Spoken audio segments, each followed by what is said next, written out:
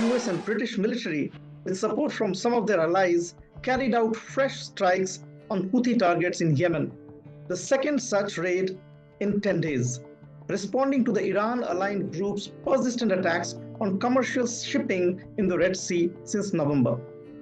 The Houthis have asserted that their attacks are in solidarity with Palestinians as Israel continues its offensive in Gaza. The Houthi attacks have disrupted global shipping, deepening fears that the fallout from the Israel-Hamas war could destabilize the Middle East with far-reaching impact on global geopolitics and economy. To understand the complexities behind the Red Sea crisis, we are joined by Mosharraf Zaidi, a Pakistani geopolitical analyst and a senior fellow at the Islamabad-based think tank Tab Ad Lab, who closely monitors developments in the Middle East. Mosharraf is joining us from London. Welcome to CGT and Mosharraf. Thank you for having me, Abhishek.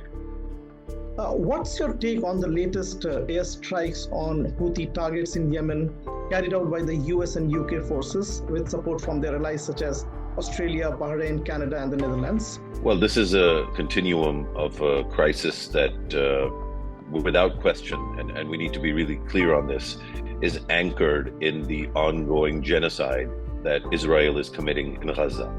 And so as long as this genocide continues, the opportunity for regional, sub-regional, state and non-state actors to manufacture trouble is going to continue. So then when that gaping hole in human conscience that is Gaza today is left to continue to be exploited by Israel, is manufacturing these crises, the fact that the US and the UK and other countries have to then firefight and deal with those smaller fires, shouldn't be seen as some great service to humanity. I think it should be seen as the fallout of the inexplicable and indefensible support that the US government and other Western governments have provided to Israel as it continues to kill innocent men, women, and children in Gaza.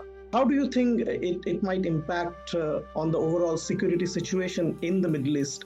And can you also explain a bit as to why the Red Sea shipping lanes are important for global economy and what economic consequences can be anticipated due to disruptions in the Red Sea shipping routes?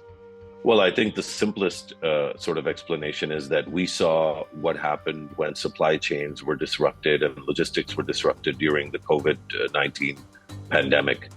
The economic impact it had on every country was devastating. And the fallout of that economic impact was that we had interest rates like we've never seen before. Any kind of disruption to normal sort of shipping lanes is going to cause unspoken and unpredictable consequences in terms of price hikes, inflation, shortages, and potentially even social unrest. All of the world's most important trade actually passes through these key bottlenecks, whether it's the Panama between North America and South America, or it's the Suez Canal and the Red Sea, essentially between the West and the East. But really, if you think about it in a broader spectrum, all of India's shipping lines depend on this path to Europe. All of Chinese, or a significant portion of Chinese shipping lines depend on this path. And so this path is really important for countries and companies all over the world to be able to exchange goods and services. Any disruption is a problem. This disruption is especially problematic because of the politics around it. And it's very clear that the Israeli genocide in Gaza is going to continue without any break or without any sort of sanction from the powers that have the ability to put a stop to it. And in particular, that means the United States government. The US has a choice. It can continue to support Israel's genocide in Gaza, as it has done, or it can choose global trade lines, stability, security, and predictability. What I think the Americans need to understand is they probably can't have the cake of the blood of innocent civilians in Gaza and eat it too in terms of the benefits of uninterrupted, non-disruptible predictable supply chains. What role would you see for China, for instance, which is one of the few countries that have good relations with most of the big players in the Middle East, play in the current situation that's unfolding in the Middle East? China has a very good and strong relations with all of these countries. That speaks to China's vision and how it positions itself on the global map.